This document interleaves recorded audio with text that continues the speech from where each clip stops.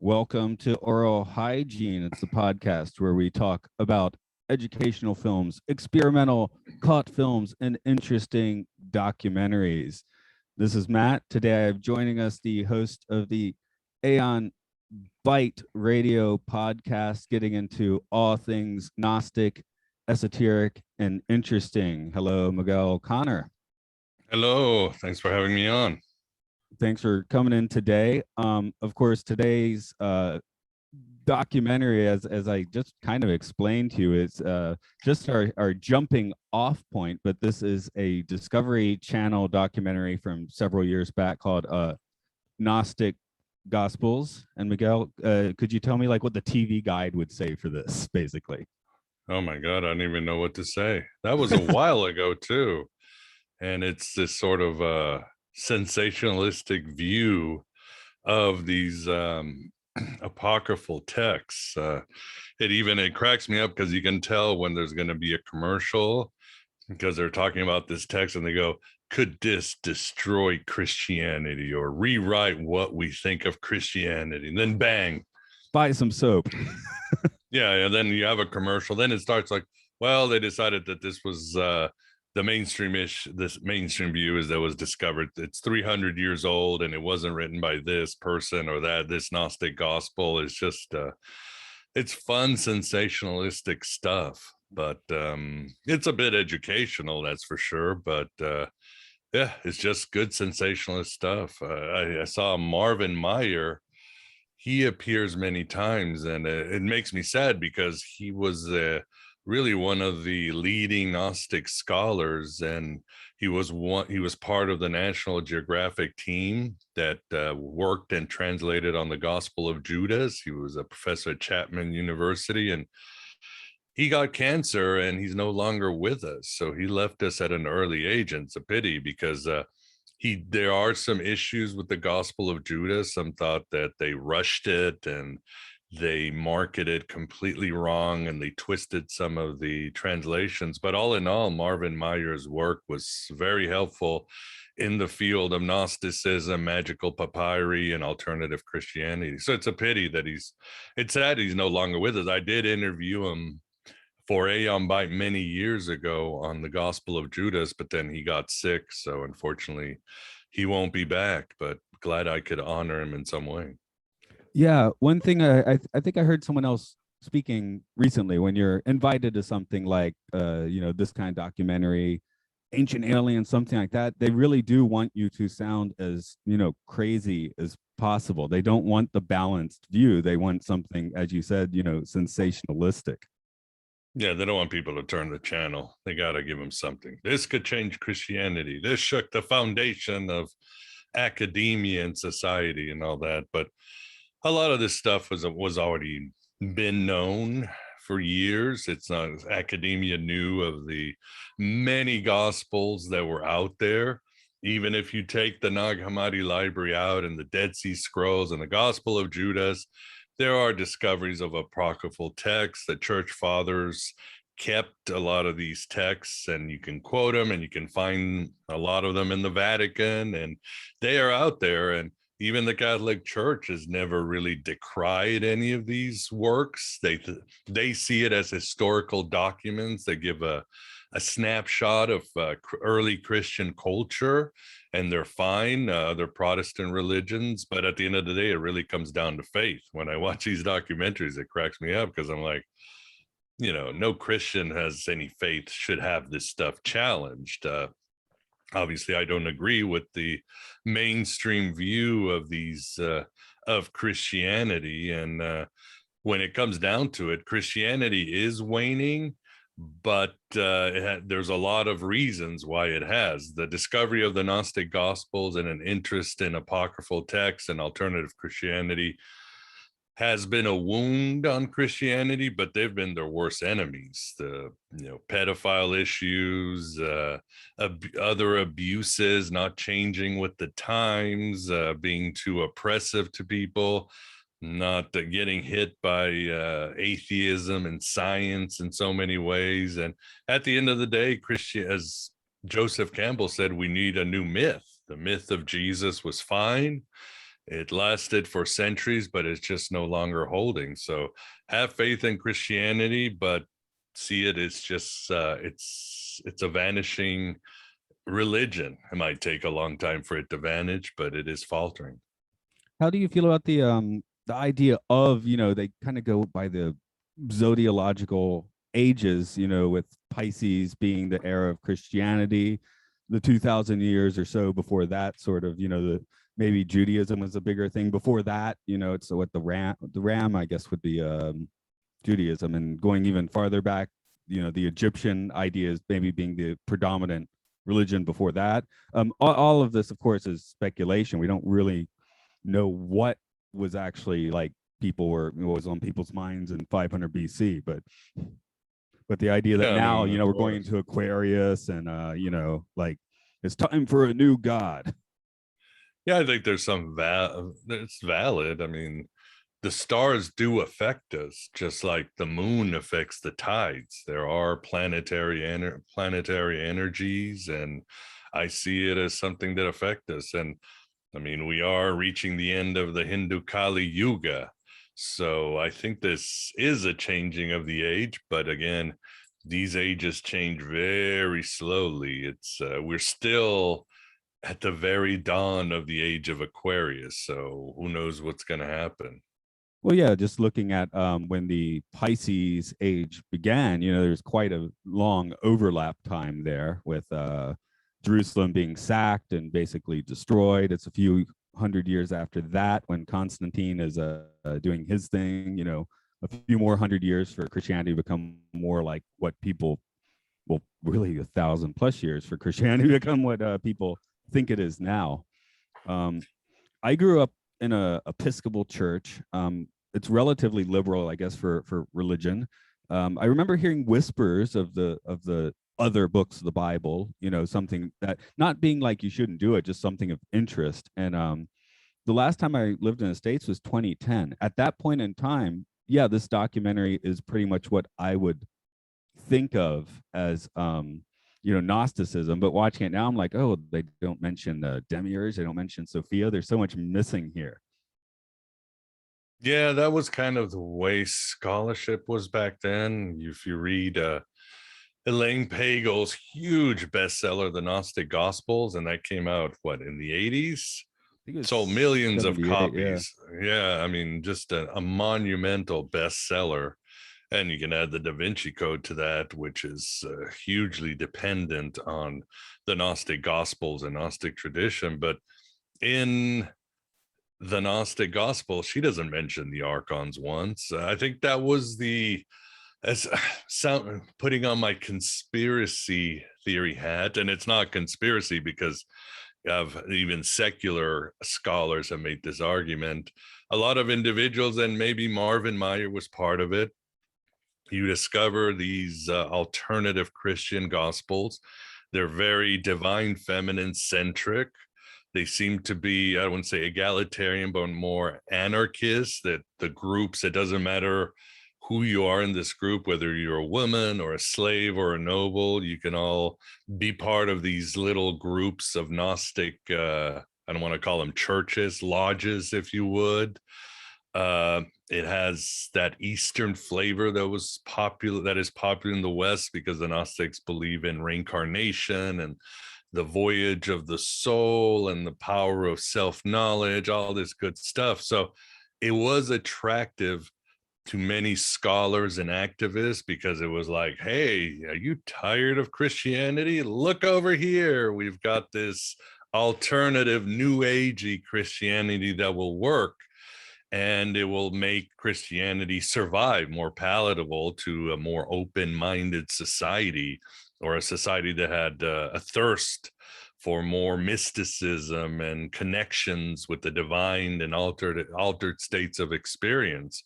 So I see that they were trying to get that through. In fact, Karen King, who's one of the great scholars of our time, but she did great translations and books on the Gospel of Mary, the Secret Book of John, but she kind of got caught accepting a forgery, the Gospel of Jesus's Wife. There was a book written by it, and she herself sort of confesses that what did she say once? History's not about facts, but about power struggles. And she thought with Gnosticism, she could throw this feminist agenda down the throat of society.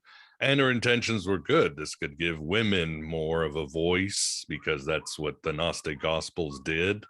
But unfortunately, like you said, it sort of kind of takes away or washes away the really edgy counterculture part of the Gnostics, the archons, the demiurge, the resistance against matter, the rebellion against earthly institutions and so forth. But I think that's kind of that was a while back, probably at the time of this documentary, but things are more honest today. Yeah, because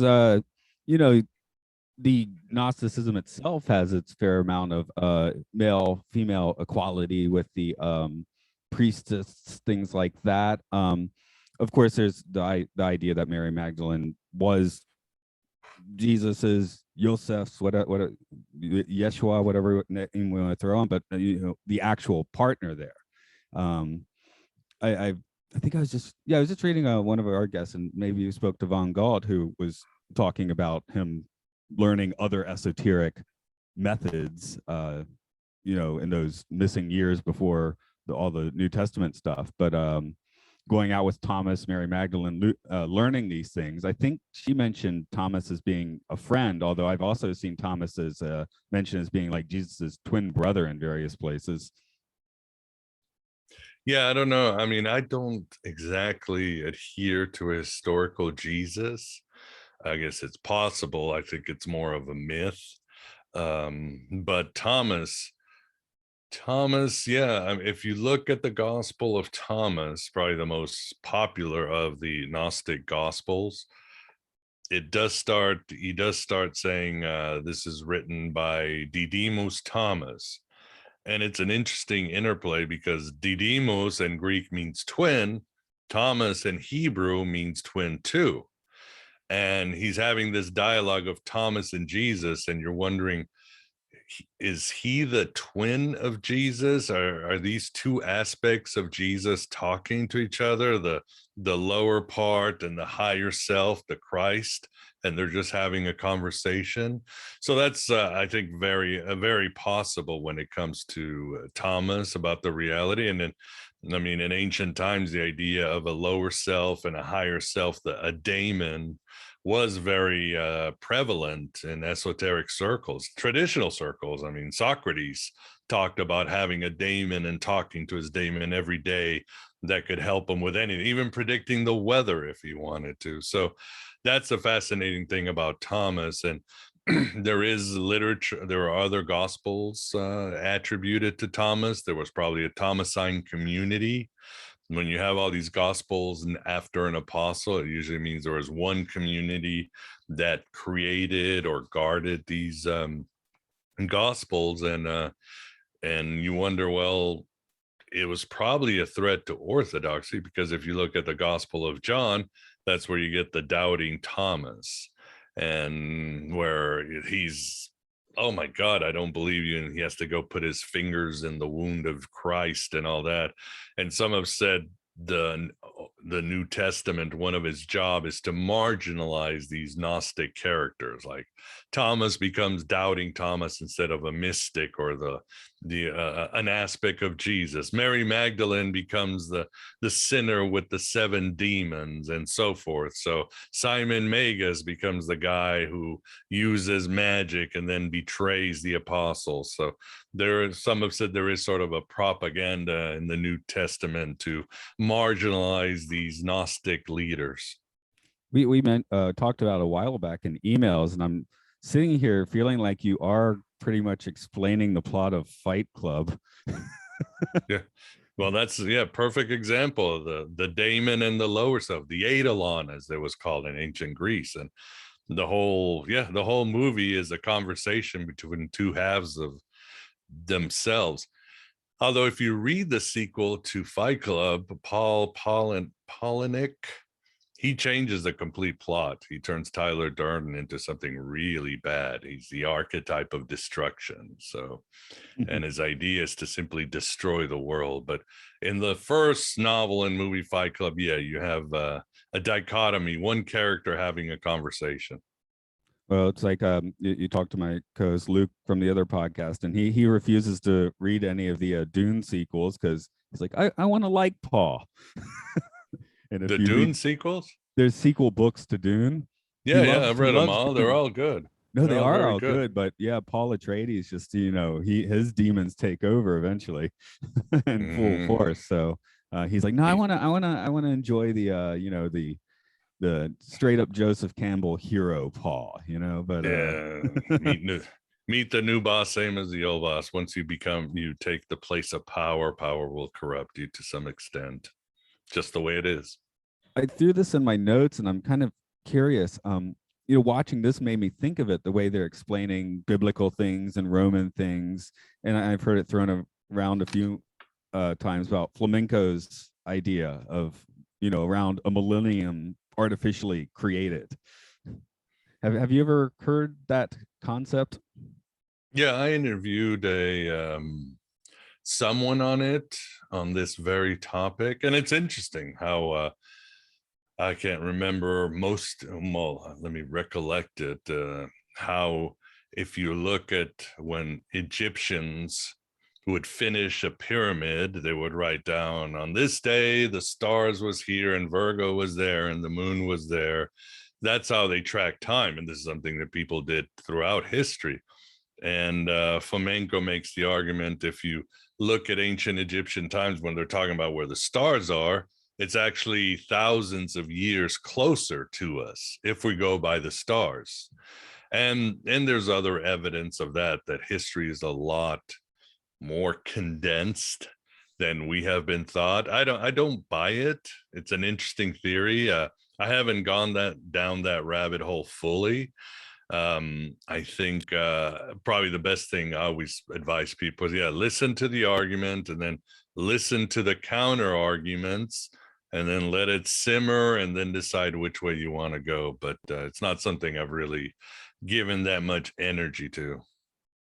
Yeah, I mean, I basically go with I don't believe in anything, so I get to think about everything, right?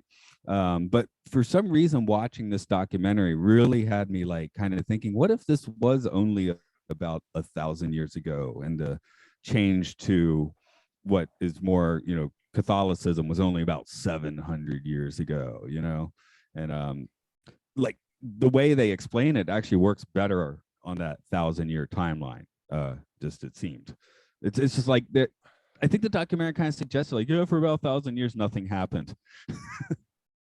Yeah, but there's so much, ways you can attack this. What about the historical records of the East? What about there are families and traditions that have lineages, have been documenting the stuff? Then you get into an area where a cover-up would be very hard to perform, especially when you include other cultures, Africa, Asia, and other things. So I don't know. Again, I'd have to look at both sides of the arguments, but personally, I doubt it's true.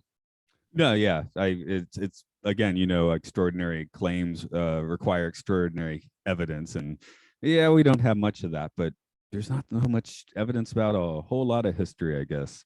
So we didn't really talk about this the first time we podcasted, I think, but what was your trip sort of into Gnosticism? Because I know you didn't start there, and I believe you said you went through a few different phases of focus on different religions. Yeah, it was just trying different religions and never being satisfied with the bigger questions of life. Why is there suffering? Why is there evil? What's the afterlife like? Same questions that seekers are always looking, and the different religions attempt to answer, and Gnosticism just fit me. It just made sense. There wasn't sort of a bright light conversion. Aha. when some people ask me, well, what was your first moments of gnosis? I always say, well, being a kid and seeing a dead bird on the sidewalk, I mean, going, what the fuck is this? I mean, poor bird. Is this life? This is life, right? Dead birds on the sidewalk. I'm a kid. There's something wrong with the world, and sort of going through life and saying, there is something kind of off about this reality. It just doesn't fit together right. Like there's something wrong. What Morpheus tells Neo in the Matrix, you know, there's something wrong with the world. You don't know what it is, but it's there like a splinter in your mind driving you mad. And Gnosticism sort of answer the questions, really explain to me how insane I am, how programmed I am, and offer the solutions to deprogram myself and really experience reality in its fullness. I was talking to a sometimes co-host of the show just before coming on, and I actually tried to get him to call in, but he's got to go to the garden shop or something. But he gave me this question, which I think what you said is a good lead in for that. He just wanted to know, and he prefaced it by saying, maybe it's a stupid question, but how does Gnosticism affect your worldview? You know, what's happening now, what you see on Fox News or CNN or the BBC. Him being just strengthens it. Yeah, just strengthens it. I mean, it's just a whole lot of digital information bullshit. It's all this distractions and programming and other forms of propaganda. I mean, and then you add our consumer society, the religion still working, and it seems it's all built to either suppress our consciousness, manipulate our consciousness, distract us from the bigger picture, torture us in some way, not allow us to think or search on our own. I mean, it's I think that's a pretty obvious observation on my part. I mean, mass media, politics, social media, internet, I mean, it's all one big hologram to keep us away from the real reality. And I think most of us probably feel that deep down inside, and us seekers or people who are red pill are just trying to peer around the veil to see who is the man behind the curtain. I tend to I look at CNN most mornings, the website, not the station itself, not to get the news. I'm sorry you're doing this to yourself. No, I'm about to explain why I'm doing this, right? I just want to see what they're saying today. If they're saying what lies are coming up. If they're saying something very strongly, I'll start jumping around to other websites where I know they have very different views just to see what's being said.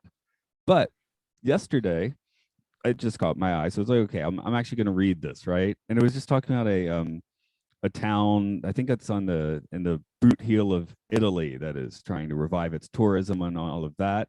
And then had a couple paragraphs on all the underground chambers. There's a good name for that it's escaping me, but I thought it was interesting. You know, basically where you would go in a Mithras cult to kind of, you know, catacombs or whatever you call those. Yeah. And again, I was like, man, those might have been like early Gnostic haunts too. This was the Greek capital when Greek was actually, you know, Greece was actually expanding into the Mediterranean before Rome really took over, right? So all that, I was like, that's kind of interesting, especially in light of talking about this today. They had some photos. I'm like, yeah, you go down there. I could kind of think about what it smelled like. For me, I don't know. I think my strongest sense is smell. So yeah, it was pretty common for mystery religions, and that definitely included Gnosticism and even Christianity when it first started. These caverns, they offer privacy, and the cult of Mithra certainly like their caverns. They provide privacy, silence, and in many of these rituals, regardless if it's Mithraism, Gnosticism, the Eleusinian mysteries, part of the ritual is you go down into Hades, or you go down into yourself, and you are supposed to meet these demons or dark gods, or in some you're supposed to go and rescue Persephone down and encounter Hades or Osiris. So you're supposed to die to yourself and die to the world in a metaphoric, ritualistic way, and then come out as a new transformed being. Jesus, of course, is another great example. He dies and he goes down to hell for 3 days. And so caverns were a very good, you might say, movie set for these mystery religions to reenact that first part of the ritual, which is dying to yourself and going underground into hell and then being transformed into a new being. So I'll throw this at you. I found it last year, and I was like, I need to wait until winter just to avoid the spiders and the bugs. Now it's summer again, so I got to wait a few months. But I found it's surrounded by relatively low rent apartment blocks, but it's a very old looking mound. This is in Japan, right? Very old looking mound, and there's a chamber inside. There's a door with a lock, but you can easily cop it at midnight if you wanted to. And I was like, I feel like I should go in there and like do something. If you found the chamber almost next door, what would you suggest? Man, I can tell you what to do. You're just gonna have to go with your gut. Well, I'd probably go in and do my regular thing, but yeah, I just don't want to get crawled around on spiders, so I'm definitely going to wait for winter for that one. But because I love spiders. But yeah, it is in Japan's weird. Like, there's another very large mound nearby, which is now it's part of a gardening store, but it clearly was somebody's earth pyramid at some point in time. We hear about the Keystone graves. Are you familiar with those? No. These are ancient graves in Japan that sort of look a little bit like an ankh or look a little bit like a keystone. And I thought they were all in what they call Eastern Japan, which I guess you'd think of as South. But then my daughter's elementary school went on a class trip to one about 10 kilometers away. So I was like, well, we have those here too. But that's interesting just for the imagery, because they do have sort of an ankh look to them. Interesting. Something that's totally not this documentary, I guess a little more hardcore Gnosticism, and you've referenced it a little bit more in terms of the digital media, but the idea of the universe being against us. I guess that's the one thing in Gnosticism that doesn't sit well with me. Yeah, well, unfortunately, it's probably true. And again, you have to, even the Gnostics weren't, you might say, just inventing stuff. I mean, the idea of the stars and the planets controlling our fate, setting our fate, or the gods having our fate set, that's a very Hellenistic viewpoint. And you find that in many traditions beyond Gnosticism, Neoplatonism, Middle Platonism, and others. The thing is that the Gnostics dialed it up to 11, and they decided or took the stance that it was wrong, that we should not be bound by fate, that we should be able to break fate and create our own destinies, unlike the ancient heroes like Oedipus or Hercules or others. And they saw the universe ultimately as a place where we are being fed on. Why were we trapped here? Why are we trapped in fate? Well, we must have something valuable, or we must be slaves to the gods or the stellar lords. So the Gnostics weren't changing. They were changing. There was just, as they say, dialing it up to 11. But in ancient times, yeah, fate was definitely something that you cannot avoid, and therefore you cannot avoid what the universe wanted to do with you. As simple as that.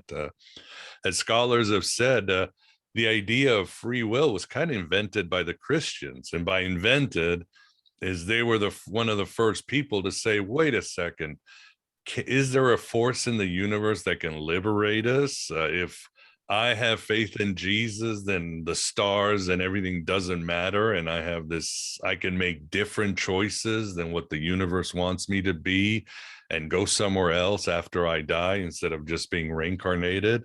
And the Gnostics were kind of similar to that. But I understand it's hard to think that we are in some sort of prison or that we are trapped. I understand most of humanity cannot accept it or still assumes that this universe is good.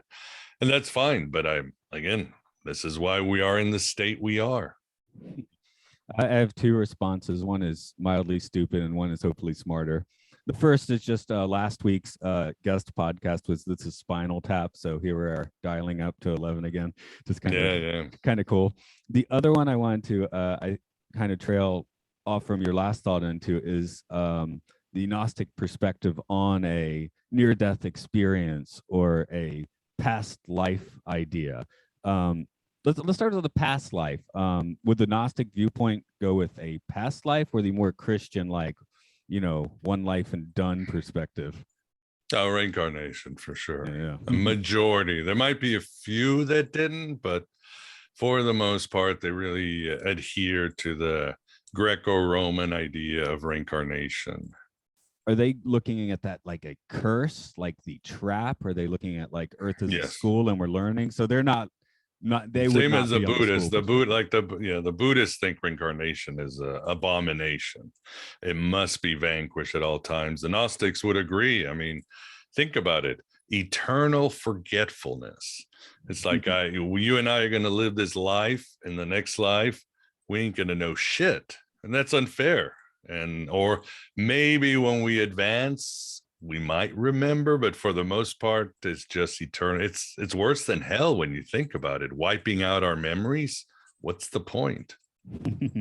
So is there kind of a version of the I should remember because the Steely Dan named the song after it, but the do you know what I'm saying? The person who has entered nirvana and comes back to take everyone else with them. Oh yeah, the bodhisattva. Yeah, I mean, Gnosticism and Buddhism tend to be almost very parallel. It's almost like they might have started at the same time because, yeah, in Buddhism, you got the bodhisattva, and the Gnostics always contended if you take these flights, these astral flights, and you reach the supreme consciousness beyond the stars and beyond the universe, it's not spiritual bypassing. It's not, I'm just going to become part of this oneness and be in bliss or whatever. But you would come back and be transformed into what does the Gospel of Philip say? You will be, I saw Christ, I became Christ. The resurrection happens in this lifetime, not after we die. And you would be, exactly, a sort of Christian bodhisattva. Your duty would be now to be Morpheus, to try to wake others up and help them wake up to their divine nature and to the reality of this world where they can break free from the chains of karma, fate, and all the programming around us. And then the other one I thought would be cool to get the perspective on would be sort of the NDE, the near-death experience, which Gnosticism would obviously have a sort of different take on than, say, the New Agers or a medical doctor.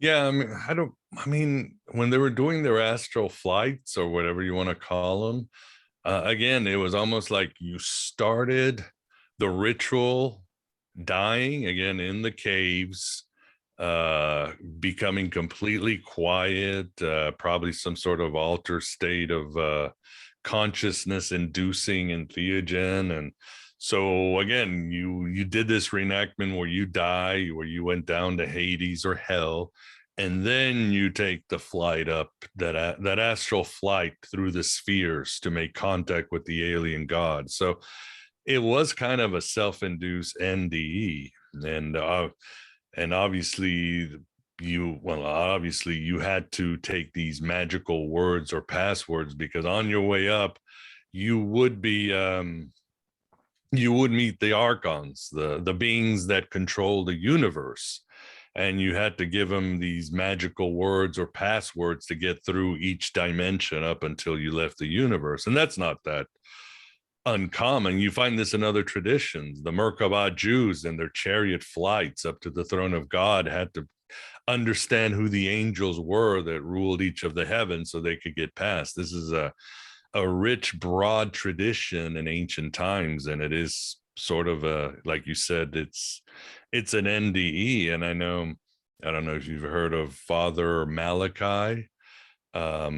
He's considered the world's leading exorcist, and he always said in his writings that if you die and you see the tunnel of light, never go to the tunnel of light. It's a trap, because that's what Paul says in the New Testament. Lucifer appears as an angel of light. In other words, the archons have set a trap for any soul that tries to leave this world, and the best trap is to fool them. So if you go to the tunnel of light, you're going to go either right back to earth or somewhere even worse. Well, yeah, there's of course, the Egyptian Book of the Dead has all of its instructions on how to pass through. Yeah, that's where they all got it from. Yeah. The Tibetan one and the idea of the bardos. We'll see how lucid I am at the moment. There's a light to think about, but my thought is, well, maybe it's time to try that 15-minute basic meditation I have, and then after the 15 minutes or whatever, who knows, maybe that's an eternity on its own, especially if you start meditating. But yeah, but we'll see what happens. And that does, I've had a little bit of experience with the lucid dreams, which I don't know if that's a similar experience or if that's a more internalized one. The idea of the ND and going and experiencing the archons almost sounds like, not that there really is an internal or external, but experience something outside yourself. Where a lucid dream, maybe that's more experiencing something inside yourself. Yeah, that's one thing I haven't practiced. I do dream journaling and others, but I haven't done lucid dreamings because I'd rather my soul tell me what I need instead of having to control it. I think my soul is connected to eternity. It has all the answers. It has so I'm not too worried about lucid dreaming. And if some have said the archons are just our resistance to the divine and are clinging to the material world. So that's what the entire process is. Once we let go of the material world and our egoic desires and all the silly trauma of our past that we cling on to, the archons simply turn to angels and they'll light up the path to our soul or to heaven. And I'm not a Tibetan dream master. This maybe happens twice a year and usually takes a fair amount of work to induce. But I have found that the very vivid dream that is not lucid is like I sort of like made the dream happen, but it's not lucid. And I do find those to actually be the most satisfying ones, to just absolutely allow yourself to go with the flow, but remember it all. Sometimes in lucid experiences, it becomes like stupid, or I'm like, yeah, like you said, it's like, well, what am I gonna do now? The last time I went completely lucid, I just started paying, wow, there's so much detail in this dream. Look at the faucet, my brain's making all of that reflection. That's cool, which isn't that, I mean, it's cool, but it's not particularly enlightening. Well, maybe your dream self is making fun of you right now. Look at this idiot. He thinks it's real, but he's the one who's in the dream world. I'm the one who's in the true reality. Yeah. I almost hope that's right. I've been a profound asshole at different parts of my life, but somewhere I always heard some voice suggesting a good path to take. And I can even look at a few times where I ignored it and it wasn't a good idea. So, trust your own intuition is important, I suppose. Amen. But and again, I'm not coming at this from a land of belief, but how do you know you're not listening to the tiny voice of an archon? You don't.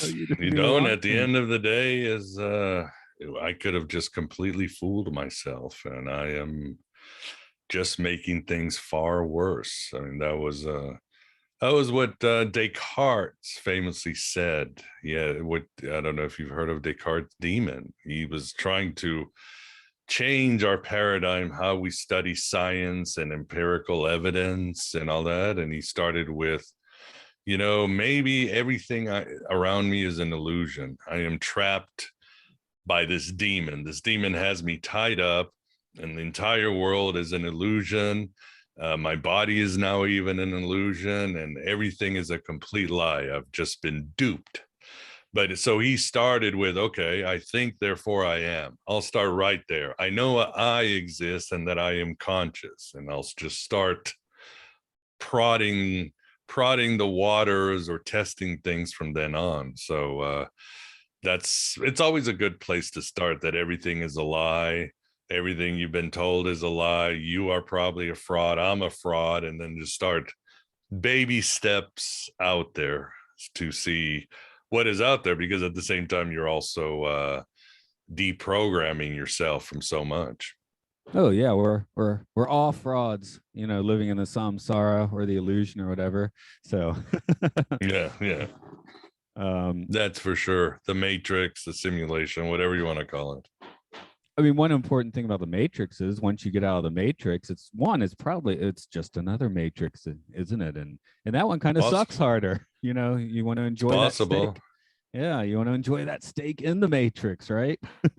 That's a decision you got to make. Do you want to keep going through the levels of reality, and at least be satisfied that you can have a clean conscience, that you know the truth, or do you want to go and eat that steak and after you take the blue pill? Yeah, I don't know, I guess if you've reached a certain amount of enlightenment, you can face the killer squid robots attacking you. But I guess it's not a flaw with those movies. Those sequels, it's like I do have a love-hate relationship with them. It was like so many interesting ideas and greatly executed in great ways, but still at the same time a bit of a mishmash, I suppose.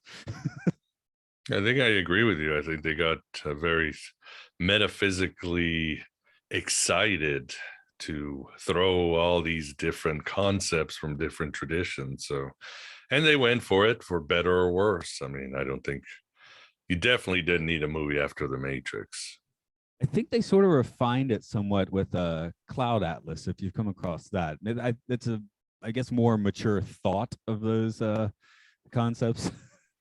Yeah, I mean, it's a great exposition on reincarnation and how we're all bound together by these karmic forces. I want to say it's a great movie. I think it's aged well. But I think Tom Hanks and Halle Berry were in over their heads. You know what I mean? They just couldn't handle all these roles. It was they needed stronger actors, but obviously at the time, Tom Hanks and Halle Berry would put seats in the movie theater, but I think other actors would have been better. In fact, the really memorable scenes, like with Sumi and others, those are not Tom Hanks or Halle Berry. It's good actors putting on good performances with good lines. Yeah, we actually did cover that movie on my other podcast. We talked to Gordon White about that. When it was interesting. Gordon loves that movie.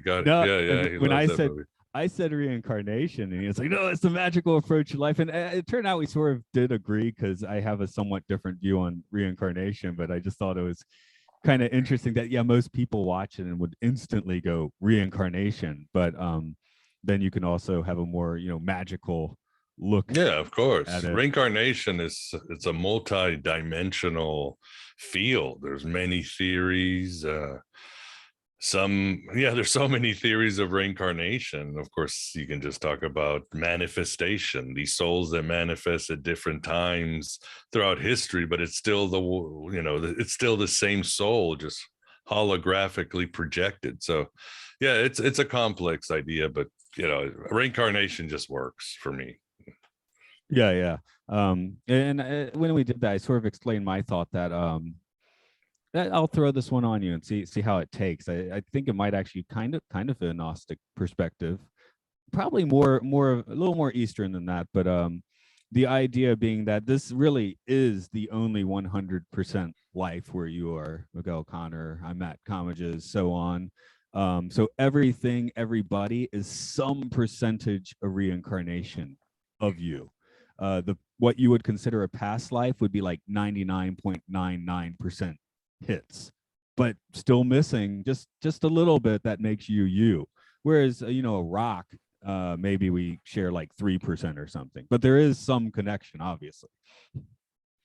Yeah, I think that's a good idea. It's a sound idea.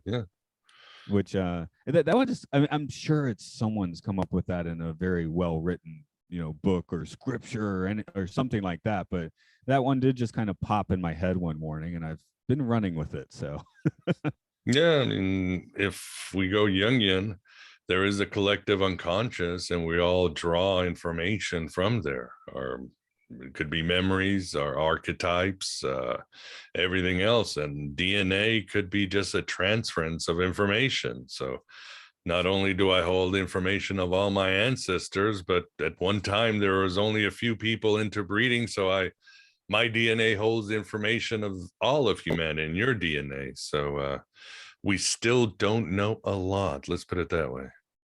no, that's what, if you knew everything, there'd be no point.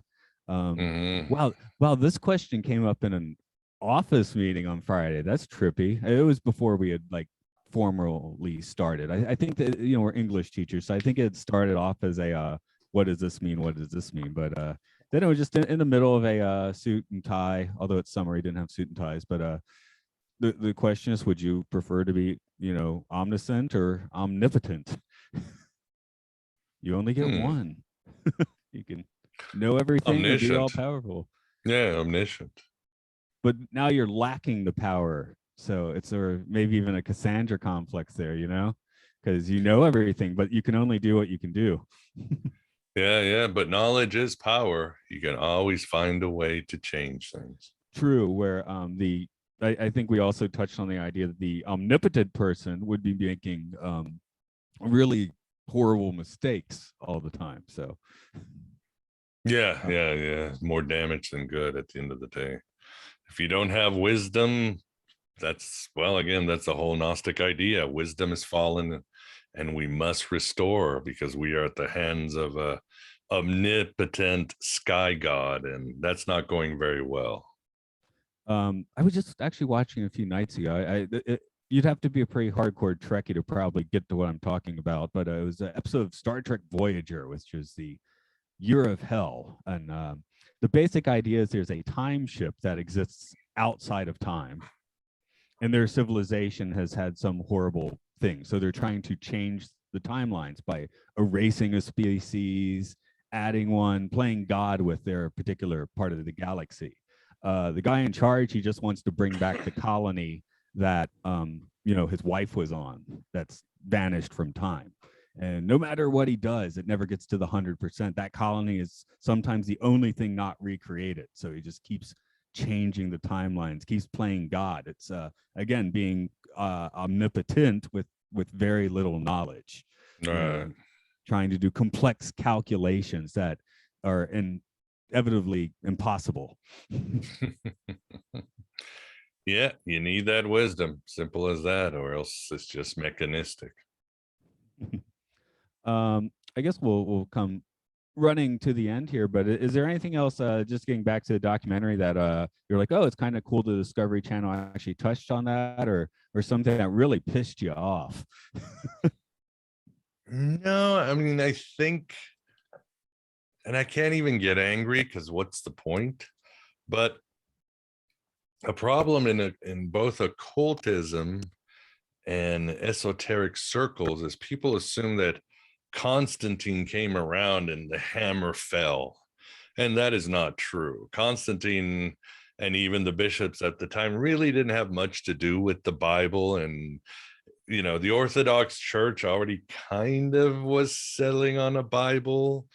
And it didn't get bad for the Gnostics during Constantine's rule. It didn't even get bad for the pagans. It was, the rise of Christianity was more piecemeal, and it was in stages. In fact, some of the Gnostics actually did better under Constantine than before, because they said, we are Christians. And so they could breathe a little easier and preach more openly, or talk to people more openly. So that's the thing I wish people would get over. I mean, it wasn't until later. Obviously, there eventually would be the destruction of the classic period and paganism, and the Gnostics would be suppressed and so forth. But that came generations after that. But somehow people in our circles have made Constantine into this huge devil that changed the world, and it's a little bit more subtle than that.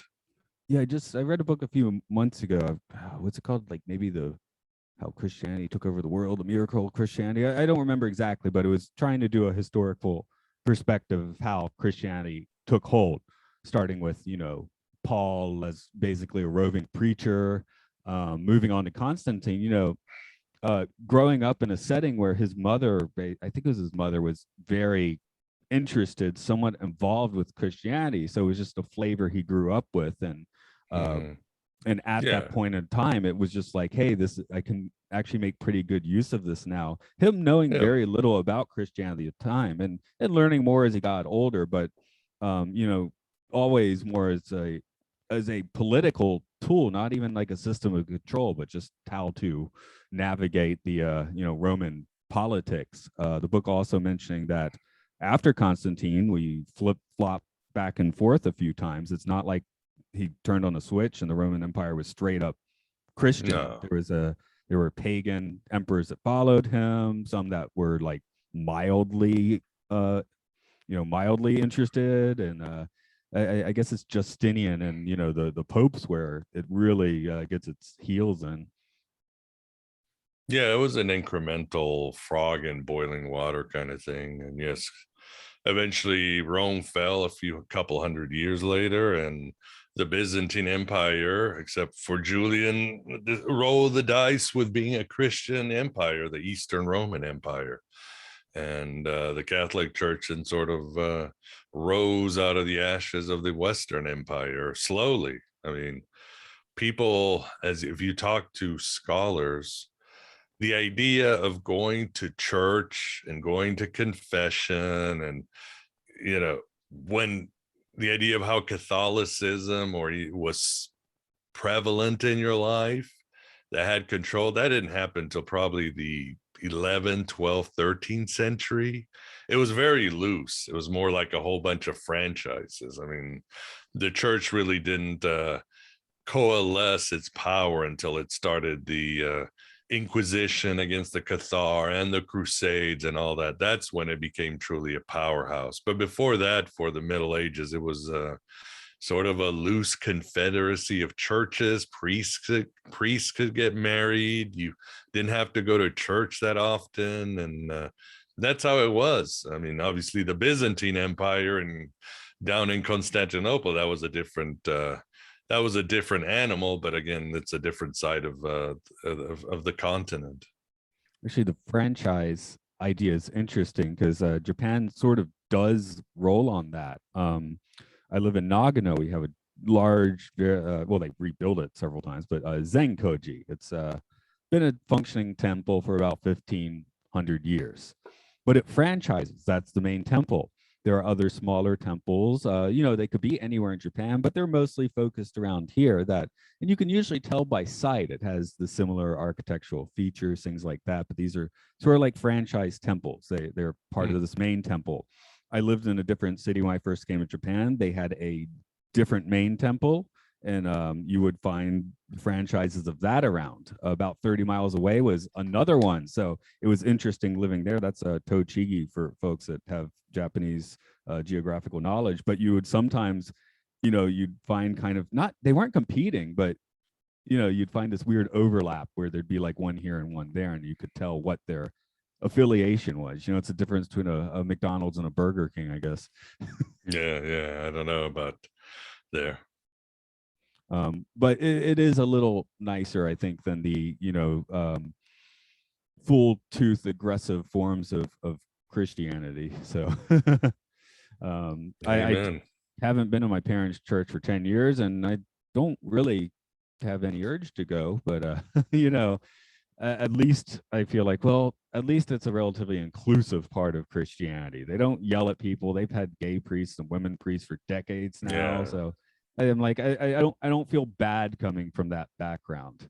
There were a few years where I was like, well, if someone made me choose a religion, I guess I go to Zen Buddhism now because I live in Japan. And now I'm like, well, man, I've sat around at Zen Buddhist temples so much and meditated at them so much. Does that like officially make one? Because I've never actually talked to, a Zen Buddhist priest or anything like that. But yeah, I miss church. I love going to church, any church. I like going anywhere where that you can get an egregore and connect with the energies of those seeking God. I don't think that is, I think human beings are just trying to figure things out. And I guess I'll go ahead. Egregore is the collective creation of a being, basically. We all believe it, so it becomes real. Am I right on that? Yeah, it's sort of a psychic entity created by a group's energy, psychic energy, something electromagnetic energy, who is quasi-independent and can do the deeds of the group. But an egregore can also seem like a protective thing too. Like when I go to AA meetings, and I haven't been a while because of the whatever happened in 2020, but I understand when they would talk about the fellowship, because if you're in the group, you can almost feel this energy flowing through, this protective energy. When I first sobered up, I was like, man, I don't know if I'm going to relapse on drugs, but at least in that AA, I felt comfort. I felt this energy, the egregore. The egregore isn't just like the psychic, like a tulpa that's going to, go do your bidding, but it's also that it can protect the group and act as a facilitator to a higher dimension. So that's why I like churches or mosques, or like you at a temple, because if you meditate, the egregore can be there to help you out and open your own channels. Yeah, just I was actually recording a podcast, and we were kind of talking about, the idea of talking to trees. He's like, did you talk to that tree? I was like, no, I didn't talk to that one, but I talked to the one behind us. And it says, oh, that one has a skirt on it. I could see why. that being the kind of paper thing around a tree in Japan, right. cross pattern thing that we get there. I think our time is wrapping up, but if people got their minds blown here, they'll get your minds even more blown on the Aeon Byte podcast. Can you tell people a bit about that?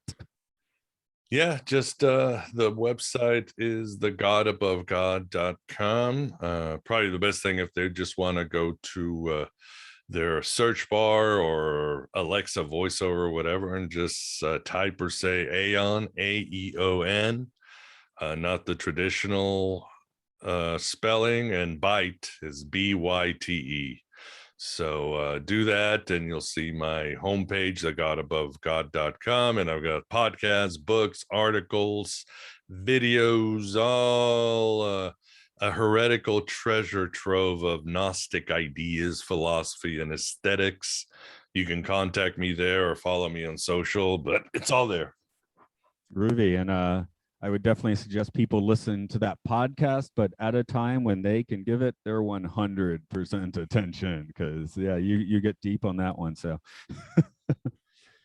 this one is Aural Hygiene. We're on Facebook, Twitter, all of that. I also podcast sci-fi movies, and some folks that are not me podcast about video games like Pokemon and Monster Hunter. That is all under the Patreon umbrella of Podcastio Podcastius. So Miguel, it's been good talking to you here, because we did the Truman Show in the past, and that was a lot of fun, but we sort of had the movie tether, so it's kind of nice just to let her rip into whatever fields. I sometimes say I podcast to directly face social anxiety, and today I was like, man, I'm not quite sure what I'm going to ask, but I'm sure something's going to come up, so seems to have worked out well. Worked out fine. Thanks for having me on.